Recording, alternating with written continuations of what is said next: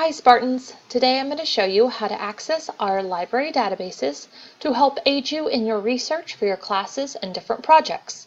As you can see, I'm on our Stratford High School Library webpage, which can be accessed using the web address https://stratfordhslibrary.webs.com, or you can also access our webpage on the Stratford High School homepage.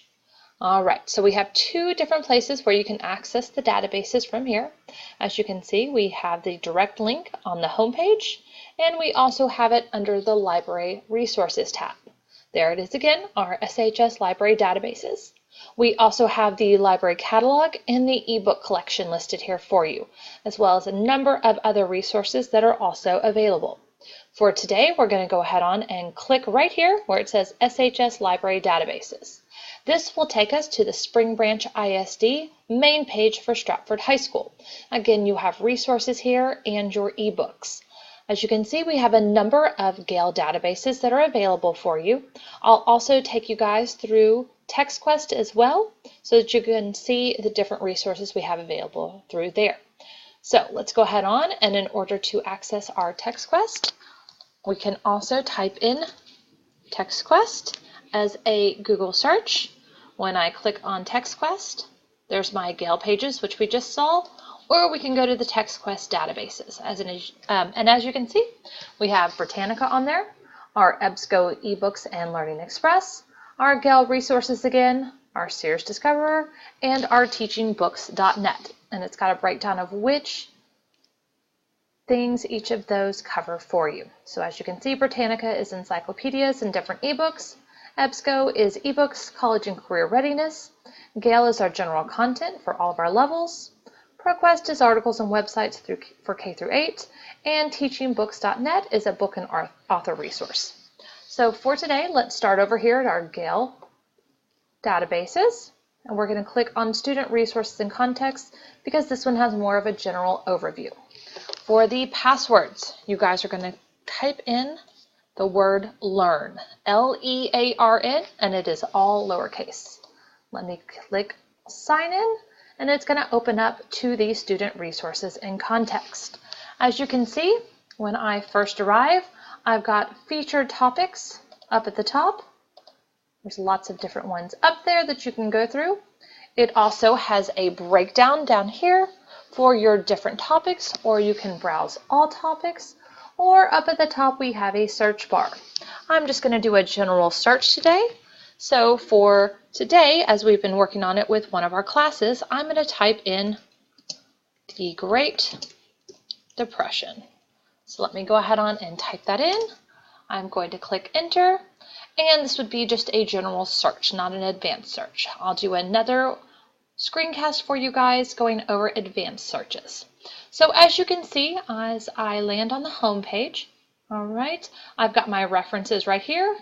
I have biographies, primary sources, images, videos, audio, magazine articles, news articles, academic journals, case overviews, plot summaries, critical essays, and websites. And then these are also listed for me on the right-hand side. I'm just going to go ahead on and click on the reference. So I'm going to look at the global effects of the Great Depression. When I open it, it has the full text available for me. There are some critical thinking questions, and it breaks down everything for me into different subheadings. All right, I even have a timeline within here, and as you can see, there is my source citation, and it's done in MLA 8th edition. If I scroll back up to the top, again, as you can see right here, I also have a citation tools that I can click on, and that also gives me the citation for this website. Make sure when you are pulling your citations from Gale that you double check that everything is still correct in here. Now, if I want to, after I have checked to make sure that all of my information is correct in an MLA 8th edition format, I can choose to export this information directly to my Google Drive. I would click Export to Google Drive, Export, and in just a second, I'm going to add it to my Google account. As you can see, it says documents have been sent to Google Drive and will appear shortly. Let me click OK, or I can download it directly from here, or select everything in there, copy and paste it. I can choose to send this document directly to my Google Drive. I can print it from here, email it, download it, or save it to a folder. I can also highlight and make notes. To do this, I would highlight the section that I need, and then in just a second, if I right-click, see how it's got highlights and notes available for me. So if I choose to highlight it in yellow, there's that. I can always change it. Right? I can write my notes directly in here. Maybe I want to use this in my introduction. Now, as I have told you guys many times before, it's often a good idea to use your highlights to break down which information you'll be using in the different sections of your paper. If I choose not to use this information, I can always delete it, or I can save it, and that goes directly to my folder. I'm going to go ahead on and save it so that I can show you guys what my folder looks like in just a second. So I'm going to click Save to my folder, and all of this information will be saved in there for me. All right, so I'm going to go ahead on, or as you can see, I can also share it through different information here. Diigo is also one of the available share references, and I know a bunch of you guys use Diigo for your English classes, so that is also available. All right, let me go ahead on and click out of here, and I can go into a different section. Okay, we'll look at the Great Depression one more time, and let's say for this one I want to look at the biography of Sam Moore Walton. So when I click in here, similar to my other ones, there's my citation tools. I can do my highlights and notes, send it to my Google Drive, and so forth. So for this one, let's say I want to use this information right here, and we're going to highlight it in purple instead, and let's say I'm going to say the note paragraph 2. We're going to go ahead on and click Save, and we're going to save this to my folder. As you can see, my folder pops up right here. If I click on that information, there are both of the items that I saved. I can do citation tools from here, and both of my citations are done. I can also export that information out, or I can select it or download it. I have the two options there. I can also print or email this information or send it directly to my Google Drive from here. If I open these sources, you can see that there's my information again, as well as my highlights and my notes. As a reminder, students, when you are using the Gale databases, the information that's in here and your highlights and notes will go away if you exit out of the system. So make sure if you find information in here that you email it to yourself or you save it to your Google Drive. That's an important thing to remember.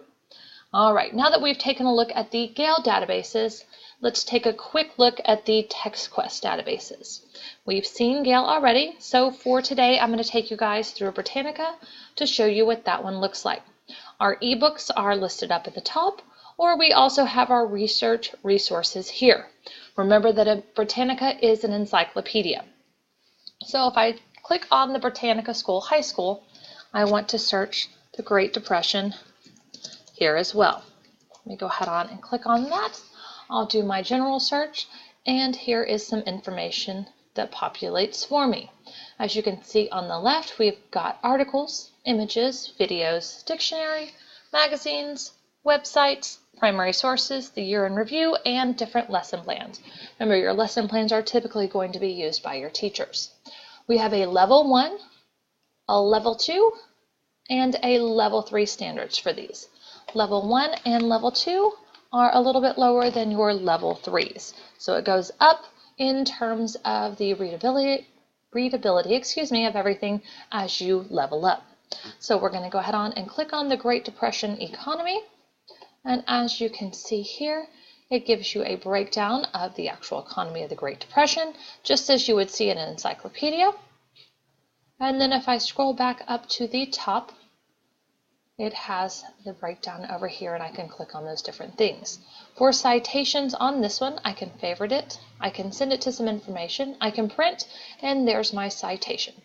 We don't want APA, we want MLA, so there's our citation. Just as we did with our Gale databases, make sure that you go back and check and make sure that everything is correct here. All right? You can also translate these, listen to them, or make the font bigger or smaller. All right. We also have images and videos related to the Great Depression, And we also have our related articles that go with this, including primary sources and ebooks, and our web's best sites. This is a great place to start if you are looking to find more information and different websites related to your projects. Remember that we are always available to help you in the library if you have any questions at all. Have a great day, Spartans!